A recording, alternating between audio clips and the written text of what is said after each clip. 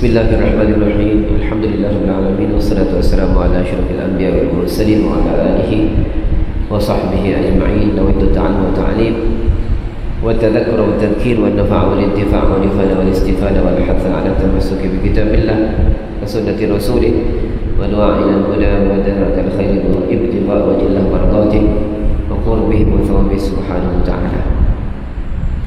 Alhamdulillah, syukur kepada Allah Subhanahu wa taala atas segala limpah kurnia rahmat kasih sayang Allah Subhanahu wa taala diberikan kepada kita keizinan dan kesempatan untuk menunaikan kefarduan salat maghrib.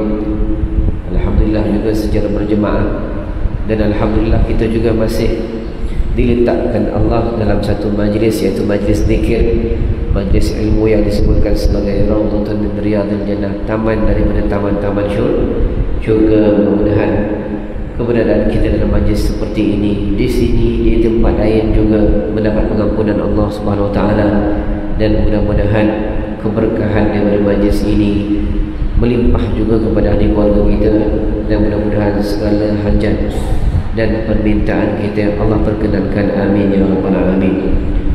Qala musannif rahimahullah wa nafa'ana wa iyyakum fid darain. Mohon ampun ketika bersujud. Berkata Imam Ghazali dalam kitabnya Ihya Ulumuddin telah bersabda, Rasulullah SAW telah bersabda, Rasulullah SAW, tiada seorang hamba yang meletakkan dahinya ketika bersujud kepada Allah Ta'ala dengan mengucapkan Rabbighfirli, yakni Tuhanku ampunilah aku. Maksudnya kita sujud Rabbighfirli, itu paling kurang tu. Ya Allah ampunkanlah aku ya Allah. Kita sujud Rabbighfirli. Bahasa Arab, iya bahasa Arab.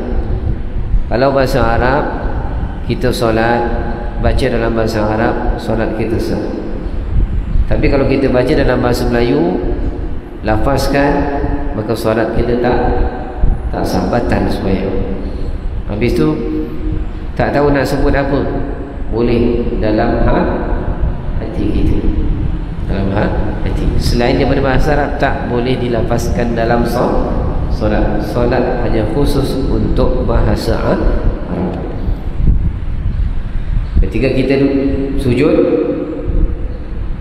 biasanya orang sujud terakhir lama sikit, Rabbighfirli, Rabbighfirli. Itu bahasa Arab dah tak? Rabbighfirli, ya Allah ampunkanlah dosaku ya Allah. Ataupun astaghfirullah, aku mohon ampun kepadamu ya Allah, astaghfirullah. Zikir dalam bentuk zikir, maka itu diperbolehkan sebanyak 3 kali, dan sebaik-baik diangkat kepalanya dari sujud itu, maka dia sudah diampunkan Allah. Nampak maha rahmat dan kasih sayang Allah kepada hamba-hambanya. Minta ampun, sujud, kemudian dia baca Rabbighfirli, Rabbighfirli, Rabbighfirli, angkat saja kepala, dengan rahmat kasih sayang Allah, Allah ampunkan. Setengah ulama telah mengambil hujjah ini daripada Al-Quran, iaitu ketika membicarakan tentang kisah Nabi Daud alaihi salam dalam ayat yang berikut, wa dhanna Daudu annama fatannahu fastaghfara rabbahu wa kharra raki'an wa ana faghfarna lahu dhalik. Maka Daud, iaitu Nabi Daud, telah menyangka bahawa kami, iaitu Allah, telah mencobainya, mengujinya, menduganya. Lalu dia pun mohon pengampunan kepada Tuhannya dengan dia rukuk tunduk, dan kami berikan pengampunan kepadanya. Nabi Daud. Berkata setengah ahli tafsir bahawa Nabi Daud AS telah melakukannya dengan bersujud. Jadi walaupun di sini disebut rukuk, dalam keadaan rukuk, tapi ulama tafsir yang mengatakan bahawa Nabi Daud AS telah melakukannya dalam keadaan sujud. Wallahu a'lam. Itu huraian tafsirnya para ulama. Kita tak tahu apa, kita bukan ulama, kita bukan ahli tafsir. Kalau mereka kata demikian, mudah-mudahan ada ketepatannya. Memperolehi pengampunan daripada Allah Ta'ala itu bukan suatu hal yang mustahil. Tak mustahil. Banyak mana pun dosa kita, besar mana pun kita anggap dosa yang pernah kita lakukan, selama mana kita tidak mensyirikkan Allah, selama mana tidak mensyirikkan Allah, dosa kita diampunkan. Ingat tuan-tuan kisah yang dah bunuh 99 orang kan? Lepas tu pergi tanya orang tu pula tak bagi harapan langsung untuk bertaubat. Akhirnya dia bunuh 100 cukup. Kemudian dia jumpa satu orang, dia kata, kau pergi tempat lain, berubahlah kat sana, minta ampun, berubahlah kat sana. Dalam perjalanan dia nak menuju kepada perubahannya itu, nak minta ampun kepada Allah Ta'ala, kemudian dia nak keluar daripada tempatnya, takdirnya dia meninggal dunia. Ada riwayat mengatakan bahawa sebenarnya tempat tu taklah jauh sangat, dekat dengan tempat yang dia baru nak keluar. Jadi di situ ada yang mengatakan bahawa malaikat mengalih kedudukan dia itu ke tempat dia nak berubah. Maka setelah itu bila diukur-ukur, maka tempat dia nak diukur, maka ukuran tersebut lebih mendekat kepada tempat yang dia nak berubah tersebut. Akhirnya dia ampunkan Allah Subhanahu wa taala. Maha luasnya rahmat kasih sayang Allah Subhanahu wa taala. Ingat, banyak mana pun dosa yang kita pernah buat, sebesar mana pun dosa yang pernah kita buat dan kita rasakan, Allah tetap Maha Pengampun. Tapi kena ingat, jangan bermain. Ada seorang ulama, dia beritahu ketika, tak ingat saya dalam majlis ilmu, tapi saya dengar sendirilah, istighfar, tak silap saya, istighfar yahtaju lil istighfar. Istighfar ini perlu kepada istighfar, kata dia. Istighfar ni apa? Mohon ampun pada Allah, perlu kepada mohon ampun juga. Kenapa istighfar kita itu main-main? Istighfar itu, mohon ampun kita itu main-main, tak bersungguh-sungguh kita minta ampun. Biarpun kita dah buat dosa, jadi dia kata istighfar. Kita boleh katakan taubah yahtaju ila taubah. Taubat perlu kepada taubat. Sebab taubat kita itu main-main. Baik, syarat taubat. Pertama, berhenti buat dosa serta-merta. Dosa yang pernah kita buat, dosa yang kita buat, saat melakukan dosa, tiba datang hidayah daripada Allah Ta'ala. Benda ni tak betul, benda ni tak boleh. Allah campakkan dalam hati kecil dia tu, astagfirullah, terus ditinggalkan. Berhenti serta-merta. Kedua, menyesal di atas perbuatan dosa yang dia lakukan. Yang ketiga, berazam tidak akan ulang dosa seumur hidup. Itu sekiranya dosanya hanya berkaitan dia dengan Allah, maksudnya tiada kaitan dengan makhluk. Tapi sekiranya ada kaitan dengan makhluk, dengan manusia contohnya, maka dia kena minta maaf. Satu. Ataupun dia ambil hak orang, maka dia kena pulangkan kembali hak orang tersebut. Ataupun sekiranya dia tidak mampu, maka dia harus menuntut halal daripadanya. Sekiranya kata tak ada halal, kau mesti ganti, maka wajiblah dia ganti. Tak ada kira-ben, tak ada. Namun juga macam solat dulu-dulu, puasa kita kejap puasa, kejap tidak. Sekarang dia dapat hidayah pergi masjid Bukhari solat. Contoh, kalau ada yang terasa, alhamdulillah, dah suruh betul mesti, termasuk saya. Dulu semayang kita betul ke tidak? Buat ke tidak? Zuhur asar je, subuh tidak, maghrib isyak tidak. Pun zuhur asar tu pasal hari kerja, kita pergi masjid, orang nampak, takut orang nampak kita tak semayang. Itu je sebab tu kita semayang. Dah lalu tahun-tahun subuh tak semayang, maghrib isyak tak semayang contohnya. Ataupun subuh tak semayang, zuhur asar maghrib isyak semayang. Sampailah umur kita 30 tahun baru sentak, baru dengar kuliah. Dah insaf dah tu, dah insaf dah. Dengar kuliah, rupanya kena qada balik, kena qada sembahyang kita. Yang aku ingatkan kira ben, mana ada, itu hutang kita dengan Allah. kita kena ganti balik solat-solat yang pernah kita tinggal dah. Sama juga seperti puasa, kena qada satu, bayar lagi fidyah. Dia akan berganda-ganda fidyahnya. Selagi contohnya daripada, katakanlah kita ambil kira mudahlah,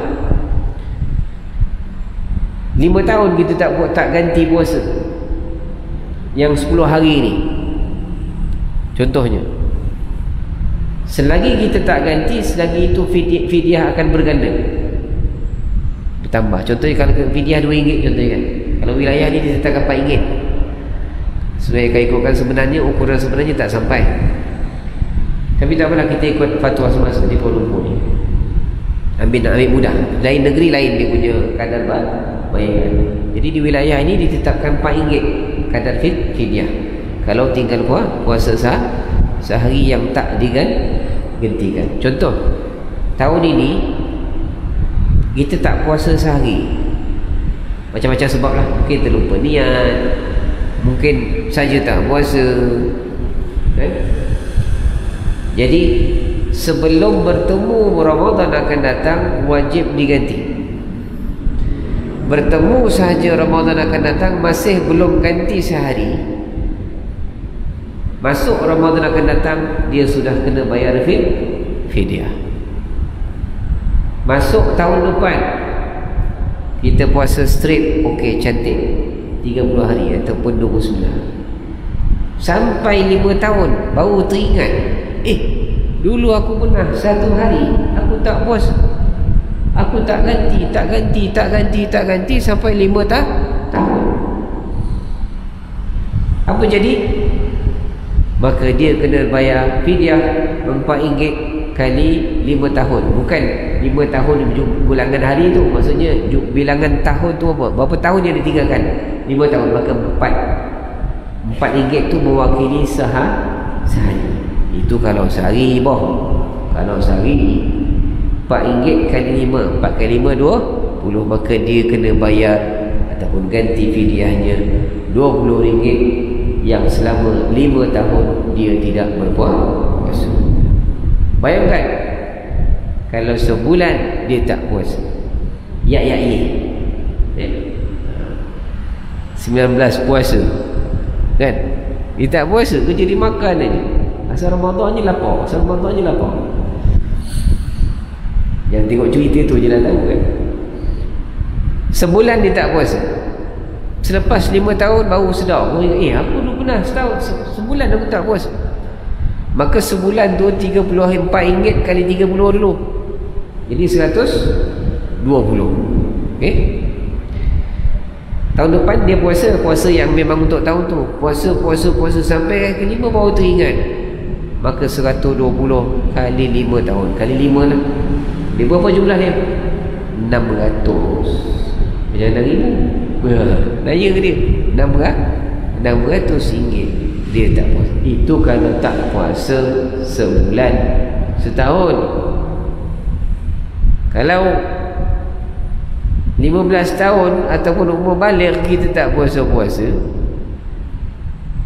duk ke laut aja sampai umur 30 tahun, katalah ambil umur kasar 15 lah, umur balik ambil yang maksimum lah 15 tahun. Kita kalau belum umur balik, kalau tak ada mimpi awal, mimpi aksiden lah tu faham sendirilah ayat tu. Tak faham tak tahulah. Kita ambil umur maksimum 15 tahun.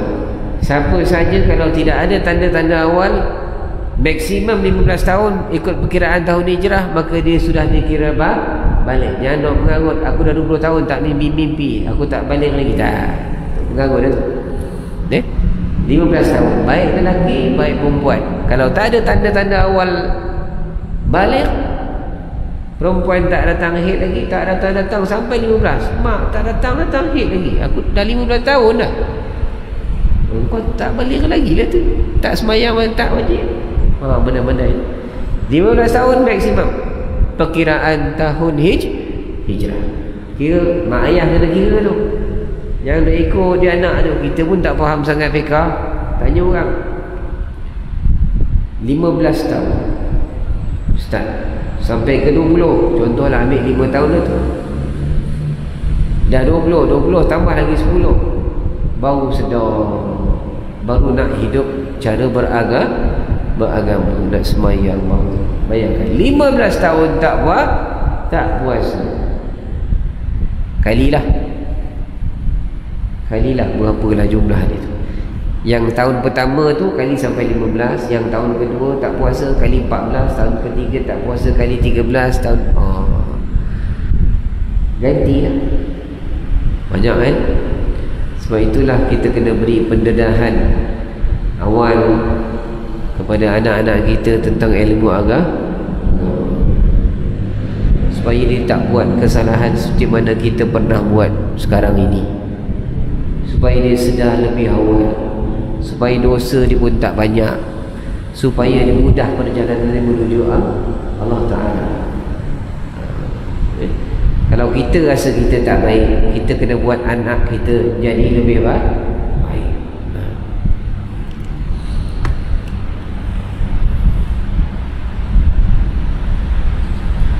Memperoleh pengampunan daripada Allah Ta'ala itu bukan satu hal yang mustahil. Sebab tuntutan untuk memohon pengampunan terdapat banyak dalam Al-Quran. Dan sabda-sabda Nabi SAW di samping cerita dan berita orang-orang yang diampunkan Allah Ta'ala itu, cuma manusia biasanya malas nak mohon ampun dan terkadang-kadang lalai. Tanda ini, tandalah kita boleh cek balik.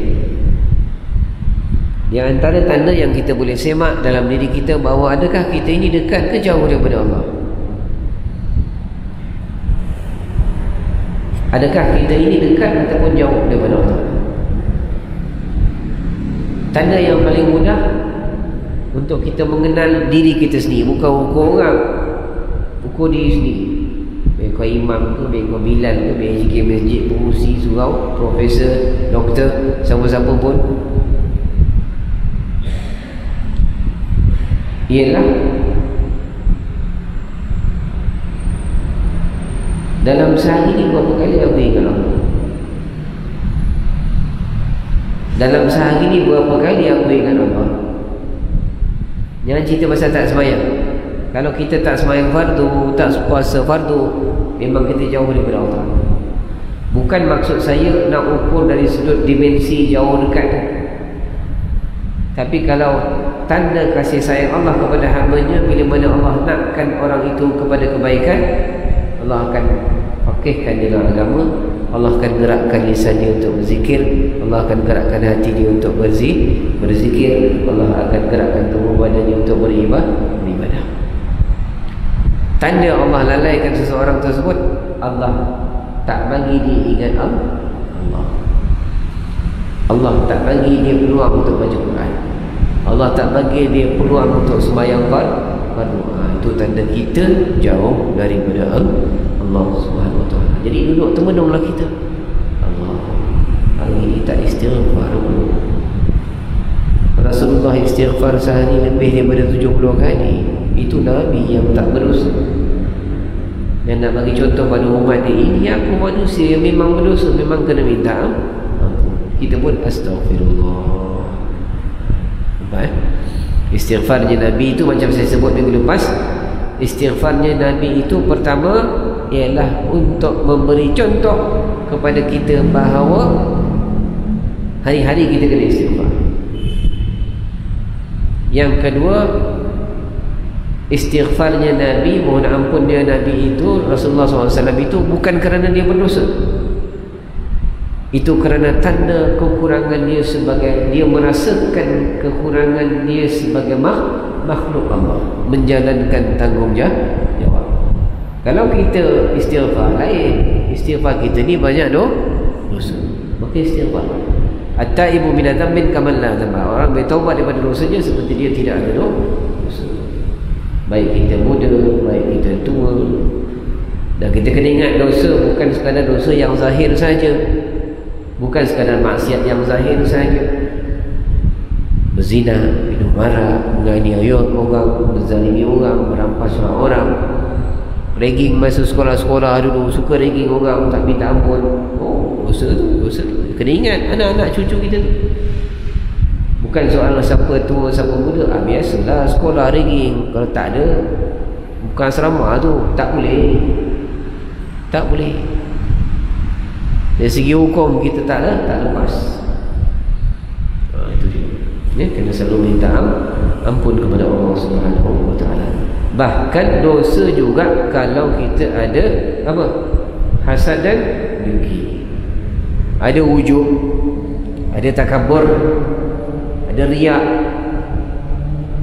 Aku selalu kalau baca Bukhari, kau tengok dia, mana dia sembahyang? Sedap cakap orang tak sembahyang. Mulut tak cakap, tangan bergerak. Fitnah. Komen tak sebab. Tak komen pun tak apalah. Nak komen pula tak apa. Hati-hati, hati-hati. Kalau setakat berlalu dalam hati tak ni, kalau sudah ditaip saja, maka kalau sudah melibatkan manusia kita kena minta maaf, minta ampun. Dosa ada zahir, ada dosa yang batin. Cuma manusia biasanya malas untuk mohon pengampunan dan kadang-kadang lalai, lupa untuk melakukan seperti itu biar diingatkan berkali-kali sekalipun. Cuma lihat kepada sabda Nabi SAW yang berikut, apabila seorang hamba membuat dosa, ingat, apabila seseorang hamba membuat dosa lalu dia berkata, ya Allah, ya Tuhanku, ampunilah aku, maka berkata Allah Azza wa Jalla, hamba aku ini telah buat dosa, dan dia tahu bahawasanya dia mempunyai Tuhan yang boleh mengampunkan dosanya. Hamba-Ku, buatlah apa yang kau suka, nescaya aku akan ampuni. Bukan suruh buat dosa lagi, maksudnya Allah akan ampun. Sebab kita tahu Allah itu Maha Pengampun. Jadi Allah akan mengampunkan siapa yang minta ampun. Minta ampun. Tuan-tuan tahu, Allahumma anta rabbi la ilaha illa anta khalaqtani wa ana abduka wa ana ala ahdika wa wa'dika mastata'tu a'udzu bika min syarri ma sana'tu abu'u laka bi ni'matika alayya wa abu'u bi dhanbi faghfir li fa innahu la yaghfiru dhunuba illa anta. Istighfar azim, istighfar agung buat pagi petang. Ingat dulu Ustaz Muhadir Jol bagi tahu, Rasulullah sampai ajaran sahabat. Rasulullah sahabat ni dia rasa dosa dia dah banyak dah. Sahabat ni rasa dosa dia dah banyak. Rasulullah ajar dia, Allahumma maghfiratuka awsa'u min dunubi. Dia pun ikut, ya Allah, maghfiratuka, keampunanmu lebih luas daripada dosa aku, ya Allah. Lupa dah ayatnya. Allahumma maghfiratuka wa rahmatuka arja indi min amali, dan rahmatmu lebih aku harapkan daripada amalanku. Dia pun ulang sekali, 2 kali, 3 kali, kemudian dosa dia ampunkan. Allahumma maghfiratuka awsa'u min dunubi wa rahmatuka arja indi min amali. Allahumma maghfiratuka, ya Allah, keampunanmu itu lebih luas daripada dunubi, dosaku, wa rahmatuka, dan rahmatmu ya Allah lebih aku harapkan daripada amalan. Dan kita masuk syurga kan dengan rahmat Allah Subhanahu wa taala. Sentiasa mengharap kepada Allah. Jangan perasan dengan ibadah. Itu saja. Kita buat saja. Minta ampun, buat. Kita hanya mengharap rahmat Allah untuk ampunkan dosa itu saja. Kita sembahyang, kita bangun tahajud, kita puasa, kita berzikir, hanya harap rahmat Allah. Hanya harap rahmat Allah Subhanahu wa taala. Maka dalam peristiwa lain, Nabi SAW pernah bercerita kepada para sahabatnya, katanya ada seorang lelaki tak pernah buat kebaikan apa pun. Ada seorang lelaki tak pernah buat kebaikan. Dia memandang ke arah langit, sering mengatakan, sesungguhnya aku mempunyai Tuhan, ya Tuhanku, ampunilah aku. Maka Allah Azza wa Jalla, aku sudah ampunkan. Nampak tersebut dalam Sahih Muslim daripada Siti Aisyah radhiyallahu taala anha. Dia pernah berkata kepada Rasulullah SAW, wahai Rasulullah, si putera Jud'an yang pada zaman jahiliyah suka membantu kaum kerabatnya, suka bagi makan orang miskin, Apakah nanti di akhirat dia akan dapat manfaat dari amalnya itu? Ya Rasulullah, tidak. Tidak akan dapat apa-apa manfaat pun, sebab dia tidak pernah mengucapkan, Tuhanku, ampunilah semua kesalahanku di hari pengadilan. Mintalah. Kita buat baik macam mana pun kena. Kita khidmat macam mana pun dan sebagainya, kena juga kita minta ampun. Gerakkan lisan kita, gerakkan hati kita, minta ampun kepada Allah. Ya Allah, ampunkanlah segala kesalahanku di hari pengadilan. Ataupun daripada dulu sampai sekarang, minta ampun. Ada satu kisah, tapi tak boleh dijadikan hujah lah, pasal mimpi. Mimpi-mimpi orang soleh. Nak jadikan hujah syariat tak boleh lah. Tapi sebagai kita punya perangsang ataupun semangat kita untuk beribadah. Jadi dia mimpikan seorang sahabat dia yang telah meninggal dunia. Jadi bila dia mimpikan sahabatnya, dia ternampak ada satu kesan di badannya itu. Ada kesan di badannya. Jadi dia tanya, kenapa, dengan apa yang Allah berlaku? Kenapa dengan tanda ni, kenapa ni? Ini adalah disebabkan dosa yang aku tidak minta ampun. Contoh. Kat mana tak ada, saya tunjuk sajalah. Dan ini menunjukkan bahawa kita ini kena sentiasa minta ampun. Luaskan kita punya cara minta ampun kepada Allah di hari pengadilan ke, daripada dulu sampai sekarang, minta ampun dan sebagainya. Sebab kita tak tahu mana satu. Minta saja. Tugas kita minta yang mengampunkan Allah Subhanahu wa ta'ala. Kita harus menjadikan maksud dari hadis ini sebagai pengukuran diri bahawa Allah Ta'ala tidak akan mengampunkan dosa seseorang hamba jika dia tidak mohon ampun daripada dia. Ingat, betul, tak salah, Allah Maha Pengampun, betul, Allah Maha Pengampun, tapi kita kena minta ampun. Allah suka kalau hamba-hambanya minta ampun. Allah Ta'ala alamun mafrul. Lebih saya berhenti setakat itu. Pasal sudah ada jemputan pukul 9 di tempat lain. Sebab itu sepatutnya solat ghaib tadi dibuat selepas isyak. Jadi saya awalkan selepas maghrib tadi, pasal saya ada jemputan sebenarnya. Jadi saya buat lepas maghrib tadi, kan lepas isyak ni saya ada urusan. Jadi saya mohon maaf, kuliah kita berhenti awal sikit. Wallahu ta'ala alamun mafrul. Lebih aku lupa yang wa astagfirullah wa sallallahu muslimat al-ahya'i minhum fastaghfiruhu wal ghafurur rahim. Subhanakallah wa bihamdika asyhadu an la ilaha illa anta astaghfiruka wa atubu ilaik. Bismillahirrahmanirrahim. Al-'asr innal insana lafi khusr illa alladhina amanu salihat wa tawassaw bil haqqi wa tawassaw bis sabr. Bismillahirrahmanirrahim. Alhamdulillahirabbil alamin. Allahumma salli ala sayyidina Muhammadin wa ala alihi wa sahbihi wasallam. Rabbana anfa'na bima 'allamtana wa 'allimna alladhi yanfa'una. Rabbana atina fid dunya hasanah wa fil akhirati hasanah wa qina adzabannar. Sallallahu alaihi wa sallam Muhammadin wa ala alihi wa sahbihi wasallam. Alhamdulillah